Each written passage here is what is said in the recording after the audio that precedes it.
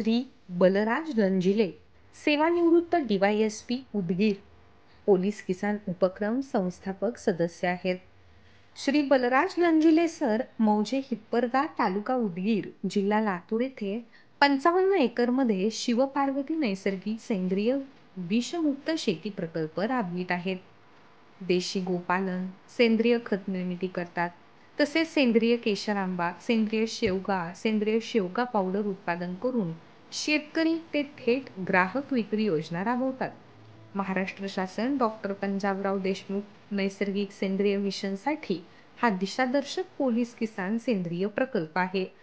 Police किसान राज्यस्तरीय police किसान सेंद्रिय कृषीरत्न पुरस्कार नुकताच त्यांना जाहीर झाला आहे. बलराज लंजिले, शिवपार्वती फार्म, हिप्परगा राऊळ, तालुका उदगीर, जिल्हा लातूर.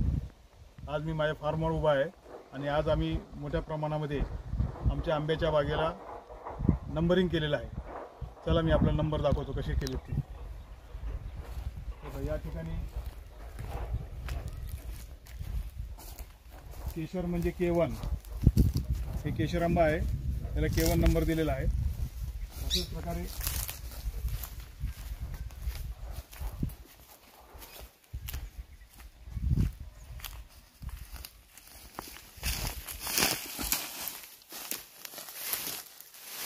हे K2 दिलेलं आहे.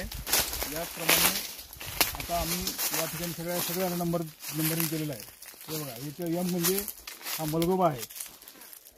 मलगोबा आणि लंगडा अशा वेगवेगळ्या प्रकारचे वेगवेगळ्या जातीचे ज्या जातीप्रमाणे आंबे आहेत त्याप्रमाणे आपण हे नंबर दिलेले आहेत. आपण हे सगळे नंबर पाहू शकता.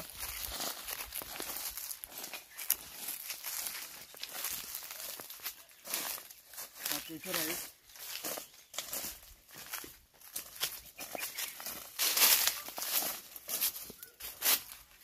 हा नंबर 8 नंबर आंबा आहे.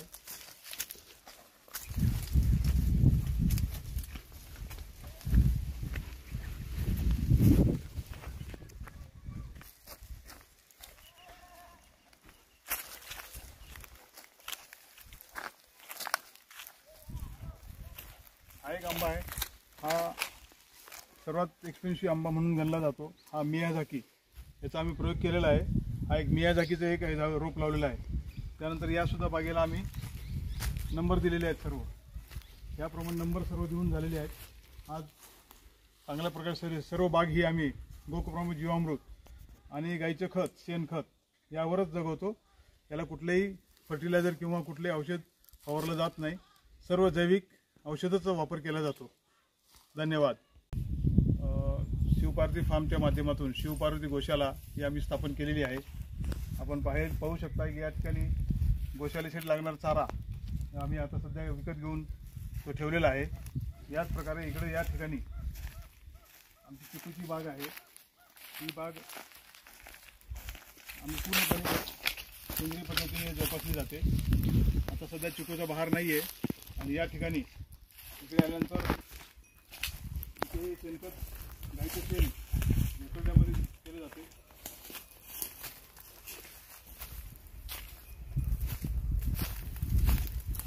या ठिकाणी कर्बापुट्टी करून जनावरांना, आपल्या गायींना चारा दिला जातो.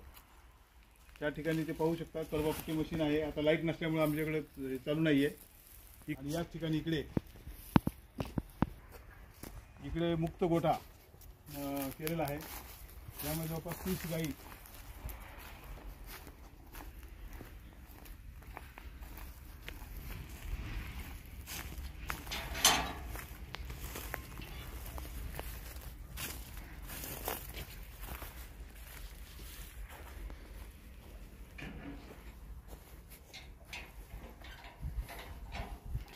या ठिकाणी 30 गायी ह्या स्वतःच्या मनमानाप्रमाणे चारा खातात. त्यातून पाणी सोय आहे. या गायी आपल्या सावडी पावसाळ्यामध्ये गायींना हे व्हावं, सोय व्हावी म्हणून या ठिकाणी आता हा शेड बनवलेला आहे. नवीन शेड बनवलेला आहे. या ठिकाणी सर्व गायी ठेवल्या जातील. हा जो दिसतोय हा सगळं गायीचं शेण आहे. फक्त गायीचं शेण आहे आणि गोमूत्र मिक्स झालेलं आहे. हे काढून आम्ही तिकडं शेडमध्ये नेतो आणि त्या ठिकाणी कंपोस्ट खत बनवण्यासाठी जीवामृत आणि गोमूत्र त्याच्यामध्ये वापर करतो ते टाकून एक 15-20 दिवस 20 ते 25 दिवस ते भिजल्यानंतर त्याचा खूप चांगल्या प्रकारे कंपोस्ट खत तयार होतो आणि तो खत बॅगामध्ये भरून आम्ही आमच्या शेतामध्ये वापरत असतो. धन्यवाद. मी बलराज लंजिले, शिवपार्वती फार्म, हिप्परगा डाऊळ, तालुका उदगीर, जिल्हा लातूर. या ठिकाणी हा आमचा सर्व संप्रेरक जैविक सगळे औषधं बनवण्याचा हे सेटअप आहे.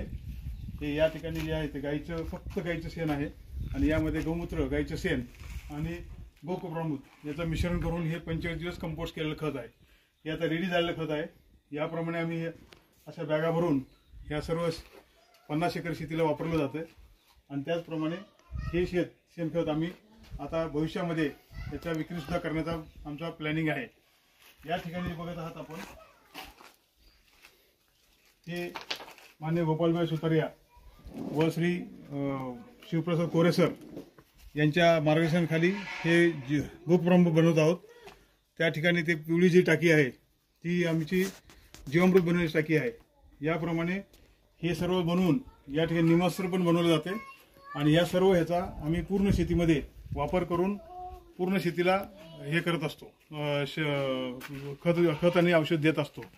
इकडे बघितलं तर आपण ही आमची शेवग्याची लागवड आहे. नवीन शेवगा लावलेला आहे. या शेवग्याच्या लागवडीमध्ये आम्ही शेवगा पाला आता काढण्याला आलेला आहे. शेवगा काढून आम्ही त्याचं पाला वाळवून तो आम्ही पाल्याची पावडर बनवून विक्री करणार आहोत. ह्या मागणीला खूप आहे. शेवग्याच्या पाल्याच्या ह्याच्यामध्ये खूप मोठ्या प्रमाणात न्यूट्रिएंट व्हॅल्यूज आहेत.